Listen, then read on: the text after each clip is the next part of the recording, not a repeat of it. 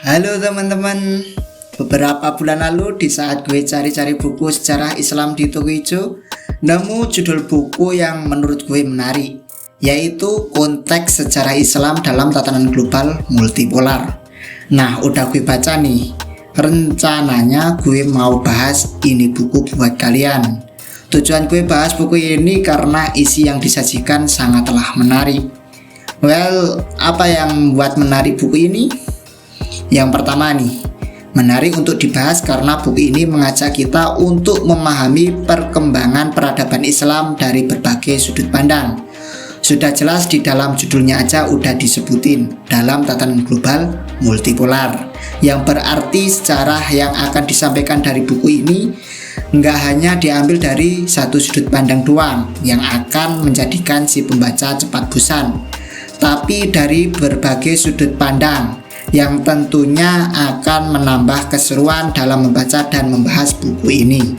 Contohnya, di buku ini membahas perkembangan Islam dari sudut pandang politik, nasional, kapital, internasional, hingga global. Selain itu, buku ini membahas tentang sejarah negara-negara Afrika Utara, Arabia, Mediterania, Transaksonia, Syam, India, dan tentunya Asia Tenggara. Konspirasi runtuhnya kekhilafahan Utsmani, konflik-konflik di negara-negara Islam pasca Perang Dunia, konflik tragedi 9 September 2001, konflik Arab Spring 2010, propaganda Amerika Serikat, dan abad globalisasi multipolar. Yang kedua, buku ini menyajikan sejarah Islam yang akan membuat kita untuk mengapresiasi perjuangan yang diberikan oleh para sahabat Nabi, tabi'in, dan seterusnya. Dan ternyata ada suatu masa yang di dalamnya peradaban Islam sangatlah maju, dan disanalah ilmu-ilmu pengetahuan dapat berkembang pesat hingga saat ini. So, kapan nih peradaban Islam yang sangat maju itu? Ya, tentunya pada masa kekhilafahan Utsmani atau Turki Ottoman.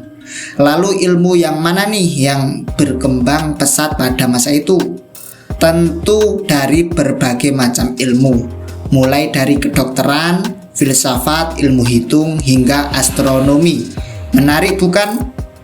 Ya, lanjutkan. Yang ketiga, buku ini akan mengajak kita untuk menyusuri waktu lampau, sehingga kita dapat merasakan bagaimana perjalanan peradaban dunia yang berkembang dari masa ke masa. Menurut gue jadi seru, karena seperti time travel jika terbawa ke dalam materi yang disajikan buku ini.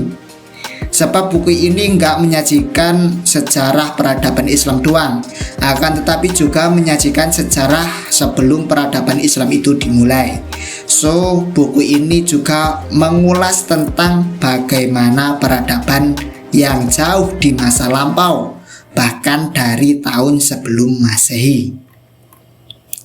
Itu adalah sekilas tentang buku ini yang berjudul Konteks Sejarah Islam dalam Tatanan Global Multipolar.